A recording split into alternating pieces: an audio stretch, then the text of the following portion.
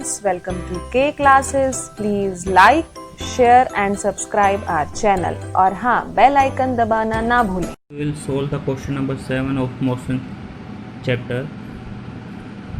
The question is, a ball is gently dropped from a height of 20 meter. Its velocity increases uniformly at the rate of 10 meter per second square. With what velocity will it strike to the ground? After what time it will strike the ground? आपको question में जो given है वो हम पढ़ते हैं. क्या given है क्वेश्चन में? क्वेश्चन में आपके पास गिवन है, आपके पास एक ऑब्जेक्ट है या एक बॉल है जिसे हमने ड्रॉप किया है, डाउनवर्ड डायरेक्शन में ड्रॉप करेंगे. वो किस तरफ आएगा? अर्थ की तरफ आएगा. डेट इज़ आप सरफेस. ये आपके पास एक सरफेस है. ऑब्जेक्ट को ड्रॉप करेंगे. जब भी ऑब्जेक्ट को ड्रॉप करते हैं तो उसकी इनिशियल वेलोसिटी कितनी होगी? 0 मीटर पर सेकेंड होगी. ऑब्जेक्ट डाउनवर्ड डायरेक्शन में आ रहा है और उसकी एक्सेलरेशन कितनी गिवन है? 10 metre per second square equal to 10 metre per second square. Ball की ग्राउंड से जो डिस्टेंस दे रखी है वो कितनी दे रखी है? 20 मीटर. तब आपको फाइंड आउट करना है कि स्ट्राइक करने के बाद जब वो जस्ट यहाँ पर स्ट्राइक करेगा तब उसकी वेलोसिटी कितनी होगी. साथ में आपको ये भी फाइंड आउट करना है वो ए पॉइंट से बी पॉइंट तक आने में कितना टाइम लगेगा. तब जब भी क्वेश्चन में एक्सेलरेशन गिवन हो या एक्सेलरेशन हो रहा हो ऑब्जेक्ट, तो हमारे पास फॉर्मूले कौन से यूज करते हैं? यूनिफॉर्म एक्सेलरेशन के लिए हमारे पास 3 फॉर्मूले हैं. v equal to u plus a t, v square minus u square equal to 2as, और थर्ड फॉर्मूला है हमारे पास s equal to u t plus 1/2 a t square. अब इनमें से हमें कौन सा फॉर्मूला याद फाइंड आउट करना है, कौन सा फॉर्मूला हमें यूज करना है वो हमें देखना है. सबसे पहले हमें क्या फाइंड आउट करना है वो देखना है. वेलोसिटी फाइंड आउट करना है. तो फाइनल वेलोसिटी फाइंड आउट करना है क्योंकि जब ग्राउंड पर स्ट्राइक करेगी तो फाइनल वेलोसिटी होगी. फाइनल वेलोसिटी क्या होती है हमारे पास? v की वैल्यू हमें फाइंड आउट करनी है. तो हमारे क्वेश्चन में v होना ज़रूरी है क्योंकि वही हमें फाइंड आउट करना है अभी.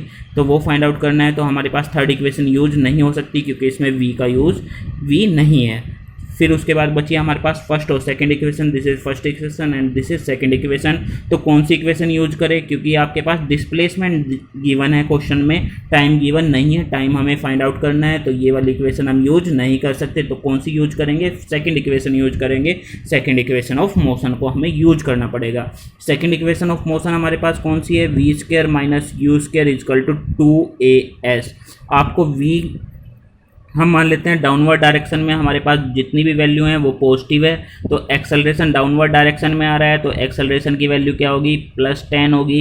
एस भी डाउनवर्ड डायरेक्शन में है तो उसकी वैल्यू भी +20 होगी. तो हमारे पास ए और एस की वैल्यू पॉजिटिव है. माइनस यू की वैल्यू कितनी है? 0 है क्योंकि उसे ड्रॉप किया गया है. 2a, ए हमारे पास कितना है? 10 है और एस की वैल्यू हमें गिवन है 20. तो वी स्क्वायर आ गया हमारे पास. 2 को 10 से मल्टीप्लाई किया तो 20 इंटू 20 को 20 से मल्टीप्लाई करेंगे तो हमारे पास आ जाएगा 400. आपको v की वैल्यू फाइंड आउट करनी है तो v की वैल्यू के लिए क्या करना पड़ेगा? अंडररूट करना पड़ेगा 400 का. 400 का अंडररूट किसके इक्वल होता है? 20 के इक्वल होता है. तो आपके पास आंसर आ गया 20 metre per second. It means जब ऑब्जेक्ट ग्राउंड से स्ट्राइक करेगा तो उसकी स्पीड कितनी होगी, उसकी वेलोसिटी कितनी होगी? 20 मीटर पर सेकेंड होगी.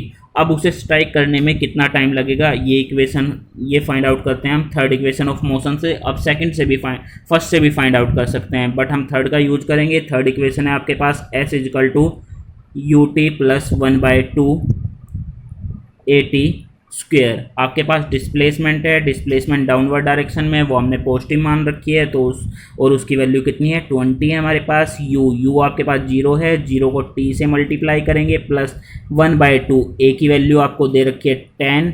Acceleration into T square. तो 2 से ये कैंसिल आउट हो जाएगा 5 पर.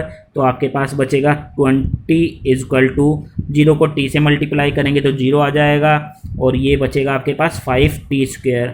अगर आपको t की वैल्यू निकालनी है तो 5 दूसरी साइड आ जाएगा तो t स्क्वायर आ जाएगा आपके पास 20/5. 20/5 किसके इक्वल होता है? 4 के. अब आपको t निकालना है. t निकालने के लिए हमें अंडररूट करना पड़ेगा 4 का. तो अंडररूट ऑफ 4 कितना होता है? 2 सेकेंड. इट मीन्स आपको कितना टाइम लगा है? 2 सेकेंड लगा है ग्राउंड पर आने में. बॉल को ग्राउंड पर आने में कितना टाइम लगा है? 2 सेकेंड लगा है. और जब वो ग्राउंड पर आई तो उसकी स्पीड कितनी, वेलोसिटी कितनी है? 20 metre per second. We hope you enjoyed our video. For personal online physics classes, you can contact us at 9992125662 or you can email us at kclassesconcept@gmail.com.